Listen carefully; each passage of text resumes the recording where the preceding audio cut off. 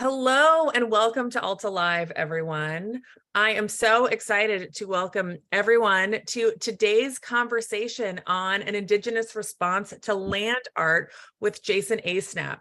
Jason wrote a fascinating article. I really encourage you, Hubris in art form, to read in Alta Journal's Desert issue. This is the issue that this is kind of our last Alta Live on the Desert issue. So I'm very grateful to Jason for joining us today.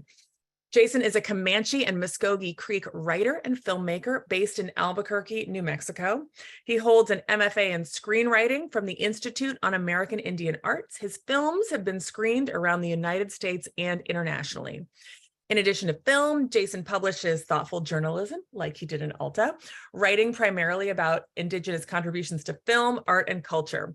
He is an award-winning Indigenous film critic, and his work has been seen in Esquire, Alta, Grist, High Country News, Salon, and New Mexico Magazine. Jason was born and raised in Oklahoma and spent a significant amount of time in North Texas. He calls the Southern Plains and the high desert of New Mexico home, and they heavily influence his aesthetic. I am so excited to welcome him today, but before I do, some brief housekeeping. Alta Live is the digital interview series we do here at Alta Journal. If you are unfamiliar with Alta, we are an award-winning quarterly magazine focused on California and the West. In fact, our new issue, which is just hitting this week, is our survival issue. So I really encourage you to check it out. You can join us as a member for as little as $3 a month and support the work we do, including the monthly California Book Club, which is free and very fun to join. We just had Isabel Allende was our guest this month. Claudia Rankine is coming up next month, as well as free events like this one that we are presenting today. If you haven't yet joined as an Alta member, I really encourage you to consider joining us. And we'll have details sent to you in an email later today, including a link to this interview. It will be recorded, posted to altaonline.com. We'll send you a link to Jason's article. Anything else that comes up in our conversation today that you can find on the web or we think you might want to know about, my amazing colleague, Jessica Blau, will be taking notes, and we're going to send you an email with all of that. There's a Q&A button at the bottom of the screen to ask questions of Jason. We will chat for about 30 minutes and then get to as many of those questions as we can. It is awesome to see our crew zooming in from all over. Tracy, San Francisco, Cupertino, North Carolina. Please let us know where you're zooming in from as we chat. I am here in Novato, California, NorCal. Jason, where are you today? I'm here in Albuquerque, New Mexico. Welcome. We've got Potomac, Maryland. This is awesome. Marina, California. Okay. Anyway, Jason, I wanted to get started with you on you talk in your article about the lens through which you look at public art. You are your ancestry comes from two very different tribes, and you had the first time you experienced land art, as you knew it to be, you had a really ambivalent response. Can you kind of talk about that, your perspective, just as someone coming in as an Indigenous person experiencing land art for the first time? Yeah, I mean, it was a class at the University of New Mexico, which is actually where I am now at the Fine Arts and Design Library here at the Albuquerque campus. And I'd been taking art history classes, and I was introduced to Smithson's Spiral Jetty, I guess, in the course. And yeah, to me, it was just like, oh, this is interesting. I don't know what to do with this. It's I don't know. It didn't really, like you say, I was a little ambivalent about it. I didn't really think much about it until really kind of just these more recent land art pieces that you had actually brought up, like Nicholas Glannon's what is it, Indian Land? That Indian Land, yeah. It looks like the Hollywood sign, yeah, but in Palm Springs. Yes, and then there's also Raven Jacone's post-commodity, his art collective, that repellent fence. That was that actually was probably 2015 or something. So there's been some Indigenous land art kind of like responses to things, and that kind of resonates more with me than just like a Spiral Jetty or whatever. So yeah, I mean, I don't. I'm it's on my radar more, as an artist, as a filmmaker. I mean, I'm thinking about these things now, obviously for this piece, I wrote a really good, my friend and colleague, Tristan Otto, who writes for Grist, he wrote a really good piece in September about land art. And so I approached this, my perspective more from a personal kind of essay in an essay format, just like, how I think about land art is, and it's all, like you say, it's like, it is an indigenous response, but it's also from two different tribes that make me up. So it's like, I think about things from a Comanche perspective. I'm enrolled citizen of the Comanche Nation. That's where I grew up, in Walters, Oklahoma. But also I spent time in Wewoka, Oklahoma, which is my mother's homelands, and that's Muscogee country. And so those are two different cultures, two different perspectives. So yeah, it's not a pan-Indian approach when I look at things. I look at things through those two perspectives, if that makes any sense. Yeah. Sure. I wanted to just read really quickly, because I think that this, for those that haven't been able to read this article, your father was an artist, and you talk a little bit about his art. My dad's art is a celebration of culture and history, not a rebellion against something, which land art seems to be. Land art struck me as a very particular type of white art, hubristic in nature. To create this art, you carve out, dig into, or brand your mark on a parcel of land, driven by a singular vision. It seems like another white man making his mark on land on a property. Mm-hmm. And which is a bold statement. Can you talk a little bit about can you define that? I mean, first of all, can land art be defined specifically? There are some examples in this article, the most kind of offensive of which you reference being Mount Rushmore, which is a very specific kind of sculpture carved into the side of a mountain on indigenous lands of the colonizers, and that the people who stole that specific land are now looking down on the people. Can you talk a little bit about kind of defining land art as you see it? Yeah, so that's like a real jerk move, right? To poke your like these colonizers looking down upon the Lakota people and their sacred lands and stuff. Yeah, it's just what was the question again? Can you define land art? What is the land art that you that kind of prompted this response this essay that you wrote for Alta? So it's, you look at City, which took $40 million, Michael Heisner's City, which took $40 million to build, $150 to enter, six visitors a day. It's 1.5 miles by a mile wide. It's dirt, rock, and concrete. It's just like this monstrosity. It seems a bit much, it seems like, and it's one man's vision. And it's very hubristic. It's like, I am one person, and I'm going to take up all this space that was previously indigenous land. I forget the two tribes that he built. Where is it located? Where is City located? It's in Nevada. I can't remember. Like, it's kind of like not near. It's not near a big city, so to speak. But so that was, I think that prompted a lot of response, actually. I know Tristan's article talks about it, and then yeah, for me it was just like, that to me that seems a bit much. I don't know. It's like when you were talking about like property, you were talking about space and land. And like, you reference each of those in your essay. You say, well, land art takes place on property. And what is property? That's such a weird way of referencing land or space. Right. Yeah. It's something like my dad brought up to me when I was very young, and he was just like, he's like, son, basically, he's like, white people think of things in squares. Like they think of the world in squares, like parcels of land. And, I don't mean to stereotype or anything, but he's just basically trying to, teach me this concept of like white people think of property, think of things in terms of like things of ownership. And he's like, it seems like Indian people think kind of more circular. But I mean, that was the discussion he was trying to have with me. And I thought about that for a little bit, for a while, and then, throughout my life. And then I came across that comment that the girl I was dating at the time, and she had mentioned we were at this really nice place, and she was just like, yeah, it was a very nice property. And I was like, oh, that's a weird way to say that. It's like, why would you? I think it's just a place or land. I mean, it didn't offend me, but it's just like, it kind of like solidified some ideas in my head. I was like, yeah, that is a lot of people who own things or want to own things think of things in terms of property. And like land art has to be purchased. It takes a lot of money. I was learning about in the research for this article, Virginia Dwan, who is a big funder of land art.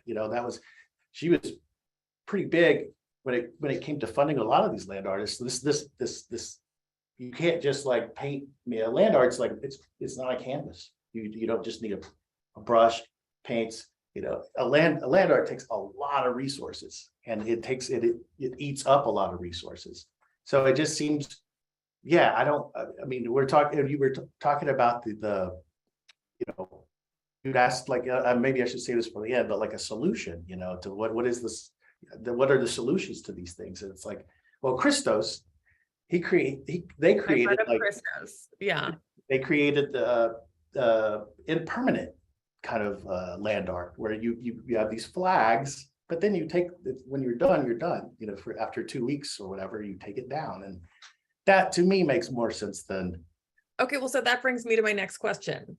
Yeah. Christos, for those, I'm in Marin County, where Christos, perhaps only to us, famously had these kind of flags or pieces of fabric going along the mountainscape as a temporary art installation. I believe he did something similar in New York City. He and his art partner are famous for their kind of large temporary installations around the world. Yeah. Are there degrees of hubris in land art? Is the worst of it the Mount Rushmores of the world? These really permanent, really kind of aggressively in the face of the colonized or the oppressed pieces? Is city, which just takes up a ton of land and is whether or not you find it architectural or artistically significant, it costs a ton of money. It takes up land that it's admitted, we all kind of acknowledge it's stolen land. Yeah. And then there's temporary pieces that were going across Mount Tamalpais by Christo, and then he took them down, and that was the end of that.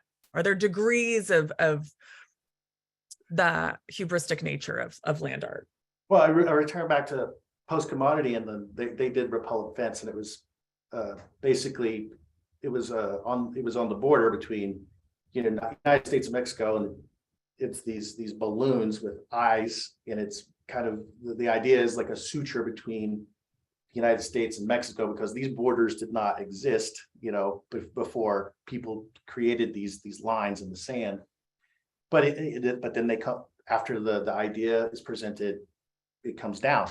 It's like it creates discussion. It inspires ideally some sort of like people to think and to talk and to like but then it's not carved, it's not etched, there's no concrete, there's no like, it's not like you don't have to, it's not like $150 to enter or whatever. It seems like it's very, I wouldn't say modest, but it's more interesting, it's more community oriented. So that kind of stuff makes more sense to me, and that speaks more to me than an offensive sculpture like Mount Rushmore. Like, it just, like I say, it's kind of a jerk move. What do you think should happen to Mount Rushmore? Should it be? I don't know. Well, being that it's Lakota lands, I would say they should have that say. I would say it should be whatever they want. I mean, I would think that, like, the opposite of having, these presidents up there would be having Lakota leaders up there or something. But maybe they don't even think that way. Maybe they just like, why don't we just leave it as it is? It's like, it's a beautiful space, and but I think it'd be for them to say, really, it's their lands, it's their traditional lands, their homelands. Are there pieces of big land art built on Comanche lands? Yeah, want to comment in on those? But then when you think of Comanche lands, it's an interesting topic, because we operated we were nomadic, and so we were in Oklahoma, we were in, down in Chihuahua, or like out here in New Mexico. We had like this huge area of land that we operated in. And then like in the article I referenced, like we don't do, traveling so much and moving around so much and being nomadic and following buffalo and raiding and trading. There was never really any time for Comanche people to erect these types of, what would be a sculpture or anything like that. We did have like a rock art that in near Taos, like I said in the article, but that's, I wouldn't say, and that was telling stories about like, the history of, but it's not really necessarily, I wouldn't say that's land art, There is indigenous land art that has lasted hundreds, if not thousands of years. And you mentioned, someone mentioned it in the comments, it looks like, but you also mentioned it in your piece for Alta, mounds. They're like, and can you tell us what those are? So like, yeah, for Muscogee people, there's like the Okmulgee mounds. That's the ancestral, that area is the ancestral homelands of the Muscogee people. And those mounds were functional. They were like, where they weren't just made by one person, and that's where people lived. And like the chief and the second chief, I believe, lived in those mounds.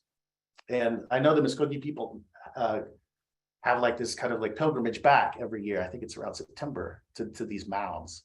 So, but the point here being that this was a functional, these were functional, and these were created by collectively, as opposed to like something that was like one person's idea that's not really functional. It's more just kind of like, I don't know. What did you say? Like a graffiti? Oh, white people graffiti. White people graffiti, yeah. It's just like, those mounds meant something, and they served a purpose. It wasn't necessarily just for like contemplating, or they were in the city kind of like it has an homage to places like that, really, Before we get into, because I do want to talk about like, what's the answer? What's the solution? But before we get into that, I do want to kind of clarify something. There seems to be, I guess, especially, and I'll use the city installation as an example because it is permanent. It not only does it kind of impact and change the natural land, but it costs millions and millions of dollars to create. Only 6 people are allowed to visit a day at a ticket price of $150. There are a lot of wealth class accessible privilege barriers to kind of get in. And then that seems to be an additional kind of issue for you, as opposed to like, I was trying to think of land art, and maybe it's a little bit about similar. I'm reminded by the Spiral Jetty, but in San Francisco, out at Land's End, there is, I think that people have created it. It's like a meditative, someone help me out in the comments, but out in Land's End, you can walk a labyrinth. There's a labyrinth out there that people have created with rocks. That is, in a sense, temporary. Folks get really upset if you mess it up, and it's, sacred to the people in the Patagonia who walk around out there. But that seems, that's free to all. I'm curious just about is part of what pisses you off about this, and forgive me for putting salty words in your mouth, but the fact that installations like City are so hoity-toity about their accessibility to experience this art. Yeah, I wouldn't say it pisses me off so much, but it's more of an observation. It just seems very exclusive, I guess. Right. It's exclusive, and then, like I say, I mean, these, like, it's an homage to places to functional places that exist, and it's like, well, I mean, these places already exist. Like, why create all this space? Why waste all this space when there's already places that exist like this? To me, it just seems like a waste of resources and time and money. Yeah. And the artist is doing it, I think, as you point out in your essay, because there's just wasn't room in a gallery. Like, I'm just going to take over some land, some space, some property, and do my big art there. Yeah. I mean, it's not like that. I'm against all land art or anything like that. It's just, city in particular seems to be a bit much. It's probably the best example of something that's like wasting resources, Yeah, James Terrell's. I see that comment there too. Yeah, there are a lot of, we have a lot of examples. Christo, the running of the fence in northern Marin and Sonoma County. Ed points out in the Q&A, and please use the Q&A button if you have questions for Jason. That Christo's work wasn't necessarily exclusively temporary. He left behind huge cement foundations, thus altering, if not ruining, depending upon your perspective, the land. So for those, I think I was a kid, if I was even alive when Christo's running of the fence happened in Marin. But for those who are excited or moved to see either temporary installations or places like city, or curious about city and now are pausing, what is the solution? What should we, you've presented questions in your essay, you've brought up a point of view, a perspective, and a conversation to be had. I was telling Jason, I had a heated conversation at dinner last night over his essay with a friend and then her daughter who's in elementary school. And it was, a really interesting, lively conversation. I'm sure, it's your essays prompted a lot of that. But what are the next steps, if any, that you suggest we take around land art, especially non-Indigenous people? All right, I think just, I would say just be more community minded, be mindful of like the spaces that you're attempting to create. This is Indigenous land. I mean, maybe try not to make these huge concrete permanent marks upon the land and these waste of resources, and maybe look more, like repellent fence, again, return to that. And I don't have a ton of background with land art, but I know repellent fence spoke to me because I know Raven, he's a friend of mine, and just something like that that provokes good discussion, is not making, you're not leaving like concrete, you're not like making, wasting resources, and you can take this, these balloons in this case and pack them up, and when you're done, and then you've made your art, you've documented it. I think that there was a documentary about it. Yeah, you can document these things, you can make them more permanent without wasting resources and making unnecessary marks upon land. Do artists who aim or work in land art have a responsibility to communicate with the Indigenous communities that on whose land on which they're working? I mean, if I was doing land art, I would make that. I would try. I try to communicate with the traditional people of those lands. I would do that, but I don't. Every artist is different. Every artist has different priorities. There's not really rules, I guess, to art. I always say, but there are morals and there are ethics, and we all have them, and we all know what's right and wrong. So I would just say, try to do the right thing. I don't know. That makes sense. Absolutely. Oh, we're getting more chats here. One positive is that land art includes land, the earth, nature in the conversation. As always, it can be careless or thoughtful. Again, there's subjectivity to all art. I think that the concept with city, unless there are a number of references that you're trying to make, was that it's that trying to make us connect with nature. Is there something kind of inherently hubristic about a white artist coming in to stolen, colonized land and trying to connect with a nature in a way where, and I don't want to turn this into an environmental conversation, but where we have come in and in many ways destroyed the land, made the land worse as opposed to better, where historically Indigenous people were stewards of the land, worked with in partnership and unity with nature that is another kind of component to the problematic nature of land art. Well, I think one of the best aspects of communicating with the indigenous people of the lands that you're trying to create art on, they would communicate to you these necessary the things that you should be mindful of, like maybe not enough water in this area, or maybe you don't want to use this material, or just things that that communicate. That's one way it would behoove you to communicate with the original stewards of that land, so they can tell you like things that you don't know.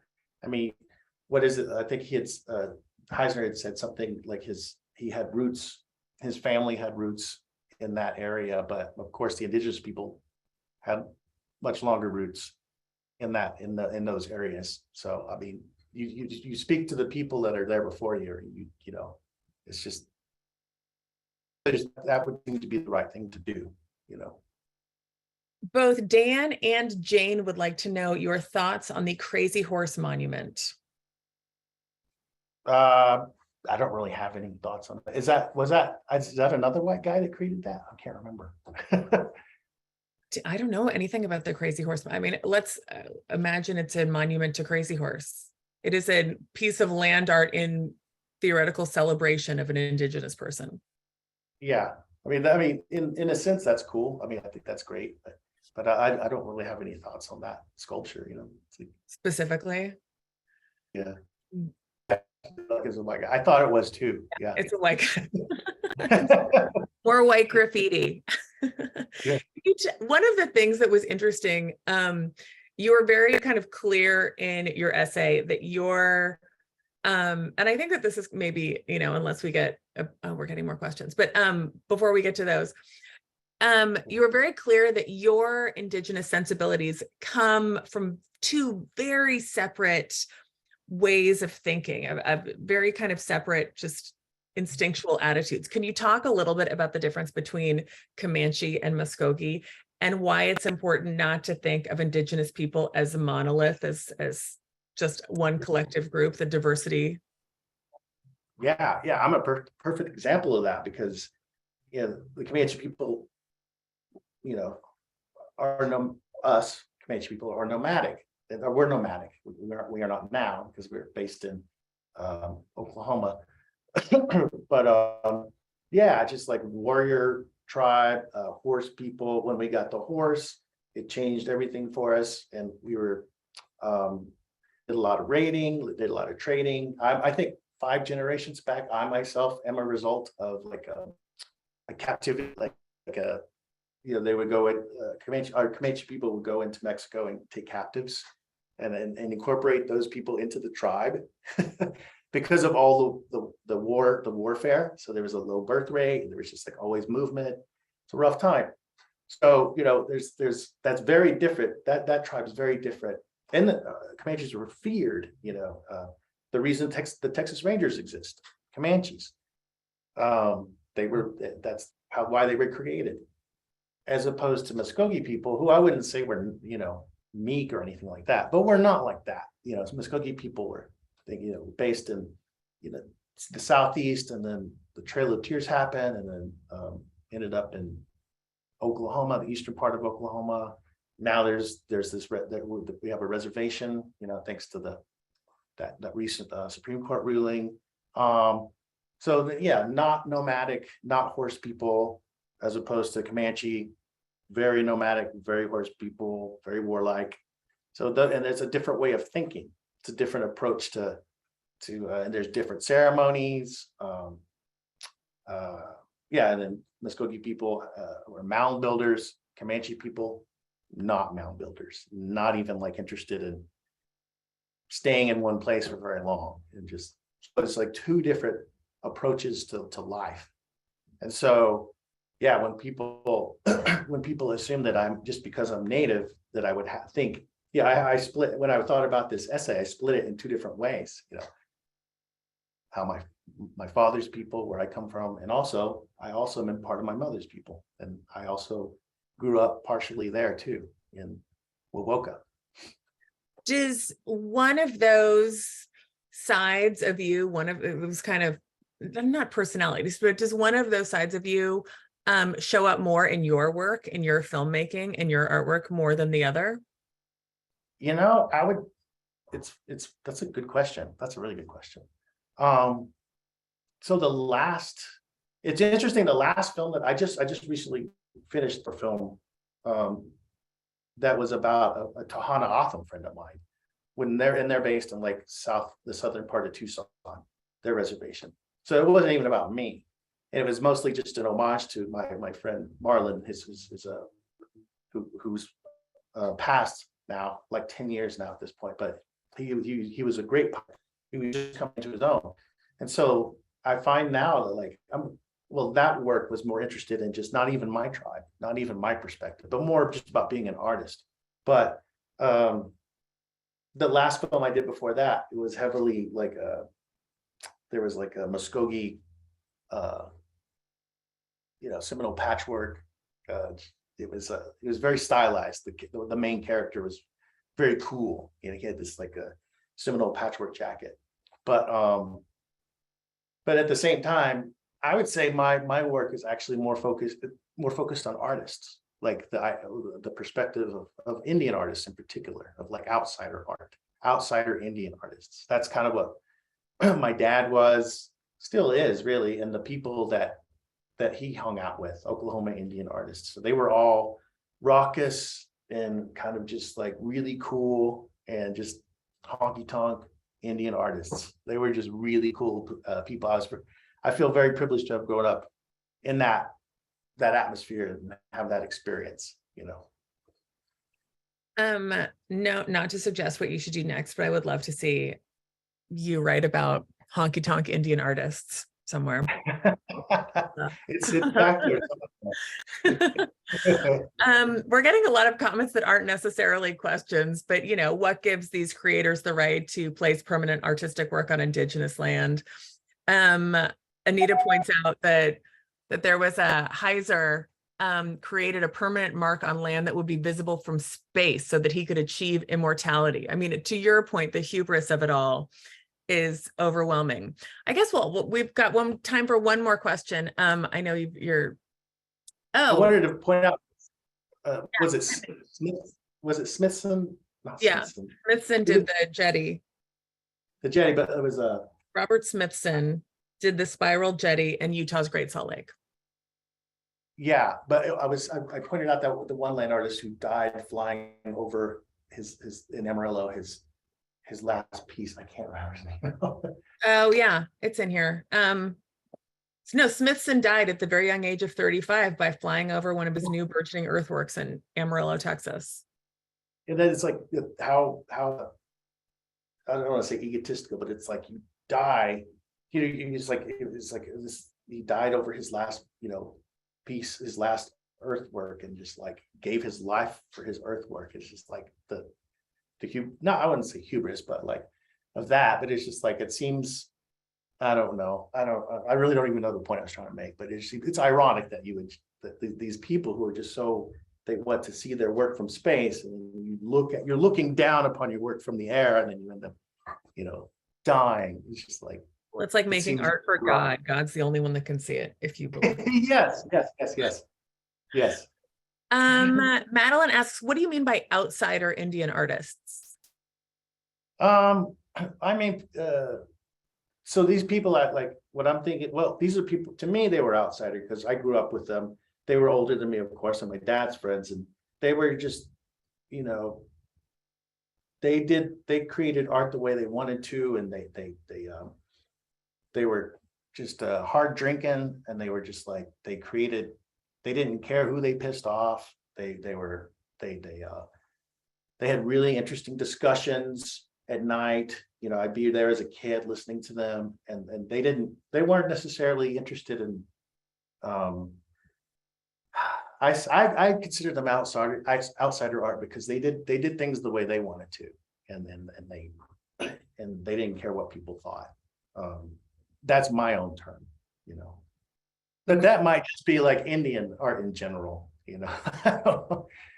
don't know. Well, I mean, I feel like that, they are real artists, the McCullough brothers. Do you know the McCullough brothers at all? It would be, Call we should do, well, all right, for our next project, Jason, I know you got to go teach. Jason, God bless him, left a basketball game at a tie to come join us today. I just But- wanted to, I'm Yeah. thinking of Doc Tate Nevaquoya and Rance Hood.